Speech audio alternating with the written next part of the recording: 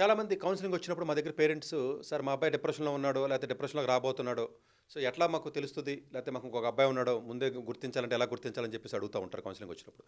So డిప్రెషన్‌ని ముందు వెళ్తున్నాడు అన్న విషయాన్ని ముందు మీరు గుర్తించాలంటే ఫస్ట్ ఫండమెంటల్‌గా అతని యొక్క అకాడమిక్ జర్నీ ఫస్ట్ స్మూత్‌గా ఉందా? లేకపోతే హార్డ్‌గా ఉందా? అతనికి మార్కులు సరిగ్గా రావట్లేదా? వస్తున్నాయా? లేకపోతే కంపారిజన్ చేసుకునే మనస్తత్వమా? అతని యాటిట్యూడ్ ఎలాంటిది? అతనికున్న పర్సనాలిటీ ఏ విధంగా ఉంటది? అతను క్లాస్‌లో ఎలా బిహేవ్ చేస్తున్నాడు? ఏంటి అన్నది టీచర్స్ దగ్గరికెళ్ళి ఫ్రీక్వెంట్‌గా మీరు మాట్లాడడం వల్ల మీకు ఒక ఐడియా వస్తది. వాడు లోన్లీనెస్‌గా ఉంటున్నాడా? లోన్లీగా ఉంటున్నాడా? లేకపోతే ఎవరితోని మాట్లాడట్లేదా? లేకపోతే ఎలా ఉన్నాయి? ఒకవేళ ఎవరితో మాట్లాడకపోయినా లోన్లీనెస్‌గా ఉన్న మంచి మార్కులు వస్తున్నాయనుకో వాడేం డిప్రెషన్‌లోకి వెళ్ళడు. సో ఇవన్నీ ఉంటూ కూడా స్కోర్స్ బాగా తక్కువొచ్చి అలా ఉందా? లేకపోతే టీచర్స్ ఎవరైనా తిడతన్నారా? మనకు చెప్పడాడు. ఎందుకంటే మీరు కనుక్కోవాలి. వేరే టీచర్స్‌ను, వేరే పిల్లల్ని ఎవరైనా టీచర్ తిట్టారమ్మా అని పక్కన ఉన్న ఫ్రెండ్‌ని అడగాలి. టీచర్స్ ఏమన్నా వీడిని తిడుతున్నారు అప్పుడప్పుడని. మామూలు డిప్రెషన్ లేకపోయినా మామూలుగా మా క్యాజువల్‌గా అడుగుతూ ఉండాలి. ఏమ్మా పిల్లలు ఎప్పుడైనా వేరే టీచర్స్ తిడతా ఉంటారు. తిట్టినప్పుడు ఏమంటా ఉంటాడు వీడు?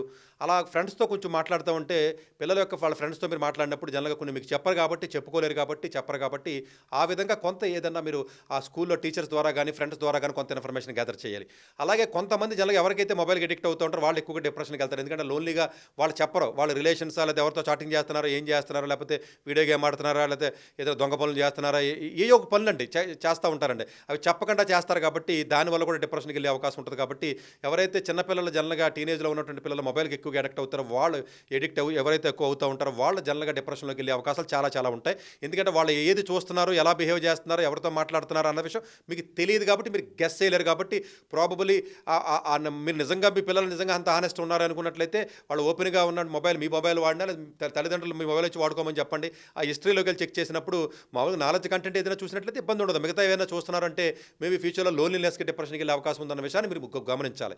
అట్లాగే కొంతమంది పర్సనాలిటీ వైస్‌గా కూడా ప్రతి చిన్నదానికి సున్నితంగా రియాక్ట్ అయ్యి, సున్నితంగా బాధపడి పాపం మనస్తత్వం ఉన్నటువంటి విద్యార్థులు చాలామంది సున్నితంగా ఉంటారు. అలా సున్నితంగా ఉన్నటువంటి విద్యార్థులు ఏవైతే ఉంటారో ఏదైనా ఇబ్బంది ఉన్నా ఇమ్మీడియేట్‌గా వాళ్ళు కొంచెం బాధపడే అవకాశం ఉంటుంది కాబట్టి ఇందులోంచి ఇమ్మీడియేట్‌గా ఫస్ట్ స్టేజ్‌లో ఆ డిప్రెషన్ వచ్చినప్పుడు వెంటనే బయటికి తీసేయాలండి అతన్ని. అలా కాకుండా సస్టైన్డ్‌గా ఎక్కువ పీరియడ్ ఉన్నప్పుడు అది ఆ లోన్లీనెస్ గాని, లేకపోతే ఆ బాధ గాని డిప్రెషన్ కింద కన్వర్ట్ అవుద్ది. బాధ వచ్చినా, లోన్లీనెస్ వచ్చినా, ఒక నొప్పొచ్చినా ఇమ్మీడియేట్‌గా కూడా బయటికి తీయగలిగితే ఆటోమేటిక్‌గా అది కన్వర్ట్ అవ్వదు డిప్రెషన్ కింద. ఇనీషియల్ స్టేజ్‌లోనే దాన్ని అవాయిడ్ చేయొచ్చు. అది మీరు గుర్తించడం హాస్టల్‌లో ఉన్న పిల్లలు కొంతమంది గుర్తించలేకపోవచ్చు. మేబీ ఇంట్లో ఉన్న డే స్కాలర్స్ కూడా గుర్తించలేకపోవచ్చు.